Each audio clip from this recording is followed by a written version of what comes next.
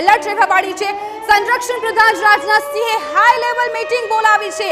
રાતના સમયે અત્યારે મીટિંગનો દોર શરૂ થઈ ગયો છે। સીડીએસ અને 3 સેના પ્રમુખો સાથે વાત કરવામાં આવી રહી છે। સંરક્ષણ પ્રધાન રાજનાથ સિંહે હાઈ લેવલ મીટિંગ બોલાવી છે, એટલે આ મીટિંગમાં સીડીએસ અને 3 સેનાના પ્રમુખો છે તેમની સાથે વાતચીત કરવામાં આવશે। કેમ કે છેલ્લા 1 કલાકથી જે રીતે પાકિસ્તાન અને ભારત આમને સામને આવી ગયું છે, પરિસ્થિતિ આગામી કલાકોમાં કઈ પ્રકારની રહેવાની છે, શું રણનીતિ હવે ભારત ઘડશે, તમામ બાબતોની ચર્ચા આ મીટિંગમાં થશે।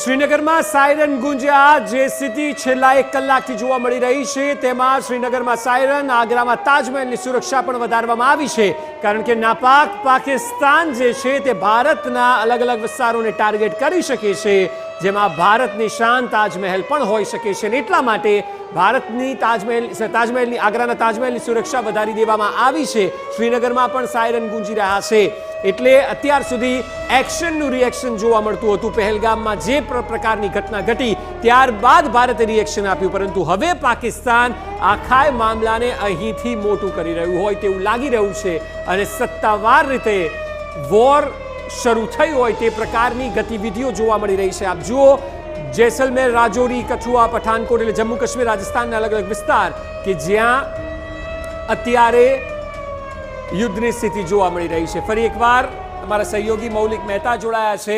મૌલિક, હાલ સંરક્ષણ પ્રધાને જે પ્રકારે હાઈ લેવલની મીટિંગ બોલાવી છે, એક વાત ચોક્કસ છે કે બપોરે જ્યારે સંરક્ષણ પ્રધાને વાત કરી મીડિયા સાથે ત્યારે તેઓએ કહ્યું હતું કે હવે ભારત તરફથી જે રિએક્શન હતું તે અપાયું છે। જો પાકિસ્તાન કંઈ નહીં કરે તો ભારત હવે આગળ આ વાતને નહીં લઈ જાય, પરંતુ પાકિસ્તાને જે પ્રકારે અત્યારે સ્થિતિનું નિર્માણ કર્યું છે, સંરક્ષણ પ્રધાનની આ મીટિંગ સૌથી મહત્વની રહેશે। સંરક્ષણ પ્રધાનની જે આ મીટિંગ છે અતિ અગત્યની છે અને જે લશ્કરની જે 3 પાંખ છે એ પાંખના તમામે તમામ વડા સાથે આ બેઠક બોલાવવામાં આવી છે, કારણ કે ભારતની હંમેશા એક પ્રકૃતિ રહી છે કે તેઓ ક્યારેય કોઈને પહેલો